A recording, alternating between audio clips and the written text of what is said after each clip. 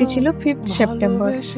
ওই দিন স্টুডেন্টদের আবদার মেটাতে সকাল সকাল শাড়ি পরে রেডি হয়ে নিয়েছিলাম। আর এদিকে দেরি হয়ে যাওয়ার বাহানা দিয়ে মাকেই বললাম খাইয়ে দিতে। এই মুহূর্তগুলো ঠিক ওই স্কুলে যাওয়ার দিনগুলোর কথা মনে করিয়ে দেয়। যখন আমার স্কুলে যেতে লেট হয়ে যেত তখন এভাবেই মা আমাকে খাইয়ে দিত।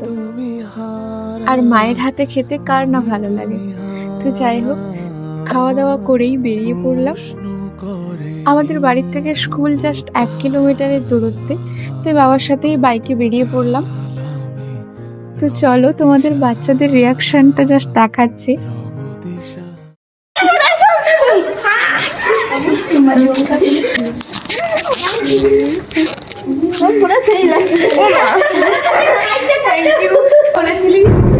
সেজে গুজে আসতে, নতুন জামা পরে আসতে, তাই আমি শাড়ি পরে চলে এলাম।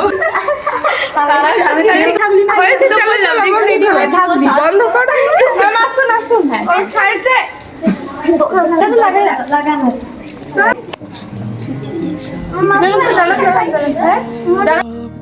তো দেখতেই পেলে ওরা মানে সত্যি খুব খুশি হয়েছিল আমাকে শাড়ি পরে দেখে। ওরা সারপ্রাইজ দেবে বলে পুরো হোস্টেলটাই রাত জেগে সাজিয়েছে, খুব সুন্দরভাবে সাজিয়েছে।